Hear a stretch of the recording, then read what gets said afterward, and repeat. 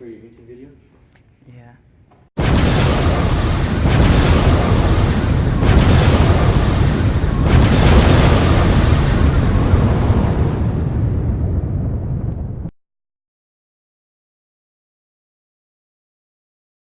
A projectile is an object that is under the influence of gravity. It's an object that is projected or dropped, and it continues in motion by its own inertia and is influenced only by the downward force of gravity. It could be thrown or launched at an upward angle vertically or horizontally, and air resistance isn't considered. There are two types of velocities: horizontal velocity and vertical velocity. So for horizontal velocity, the velocity of the projectile is constant and never changing. There's no acceleration in the horizontal direction. For vertical velocity, the velocity of the projectile is always changing, and there's a vertical acceleration caused by gravity of 9.8 meters per second squared down. So that means it's negative. An example of this is, pretend you are running and you jump off a cliff. You eventually fall to the ground, but you're further away from the cliff when you jump due to your horizontal velocity. Vertical velocity is what brings you down, and horizontal velocity is how far you're taken away from the cliff when you had jumped.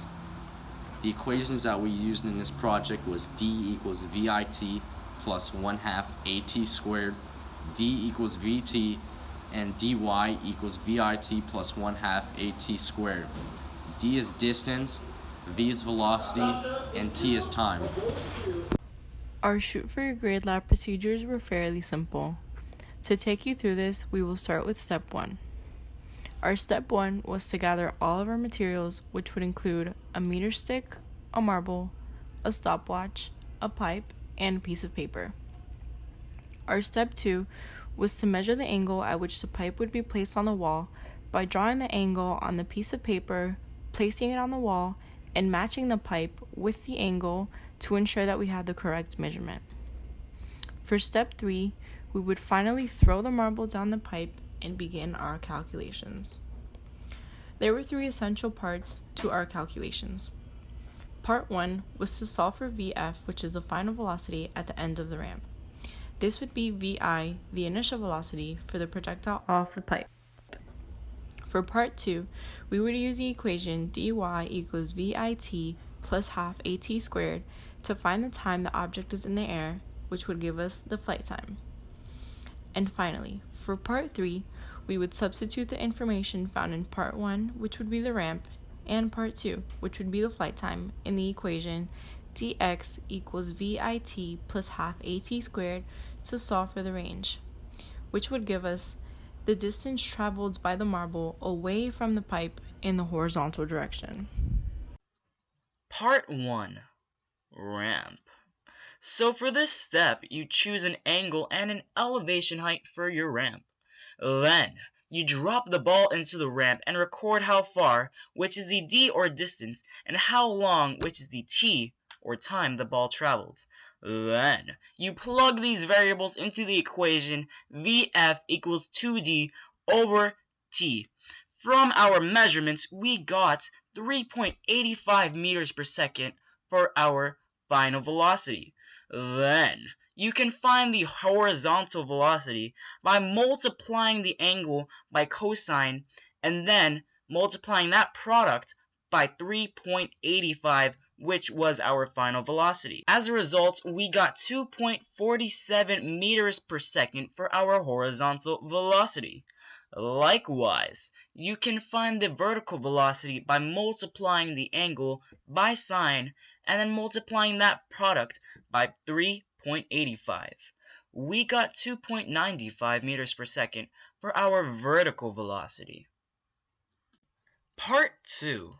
Flight time. Now we know the initial vertical velocity is 2.95 meters per second, and that acceleration due to gravity is negative 9.8 meters per second squared, and we chose the elevation or vertical distance as 0.6 meters. Then, we plug these variables into the equation d equals VIT plus 1/2 AT squared. We need to plug in distance as negative because we need to take into account of the elevation of the ramp. Then, we solve for 0.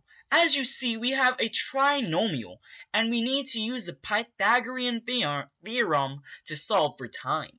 You chose the positive number as your time, and we got 0.76 to 6 seconds. Part 3. Range. From part 1, we found horizontal velocity, which was 2.47 meters per second, and flight time, which was 0.7626 seconds.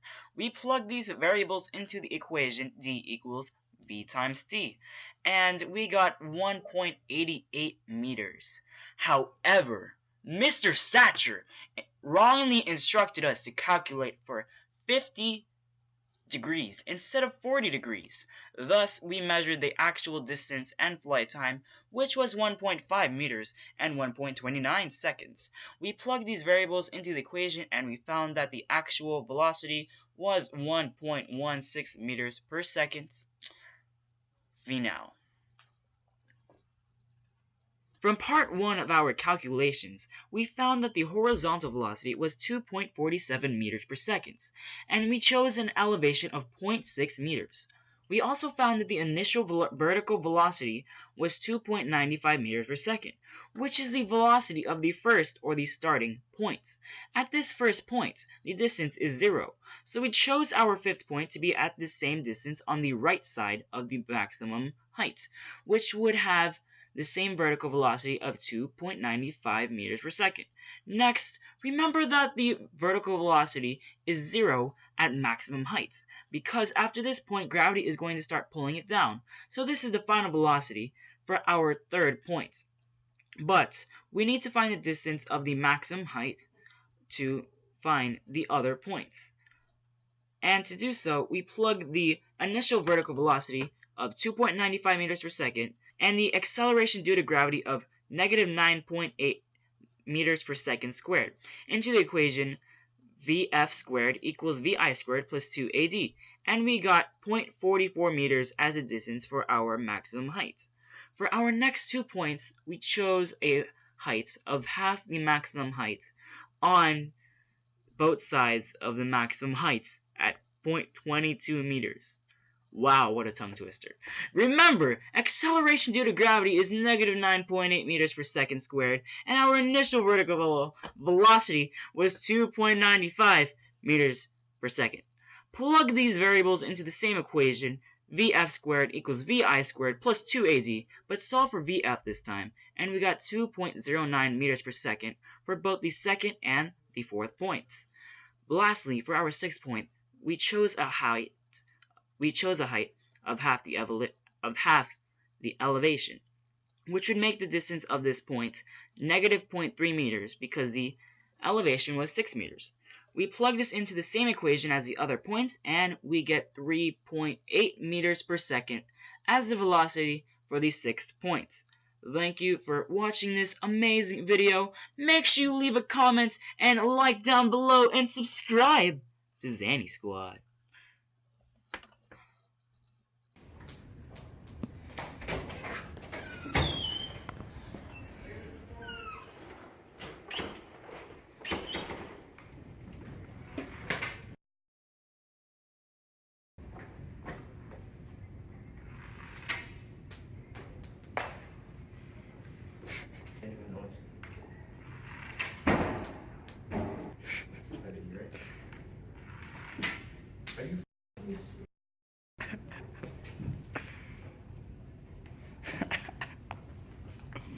We're trying to get us out of the circle and keep moving.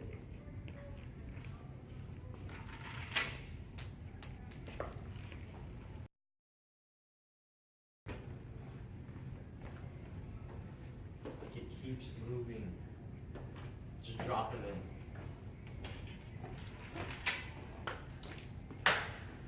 Yeah, watch right there. And now it's going all the way.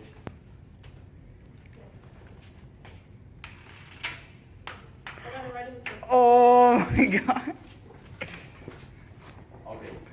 What was that? Are you done now? Can I have your marbles? No.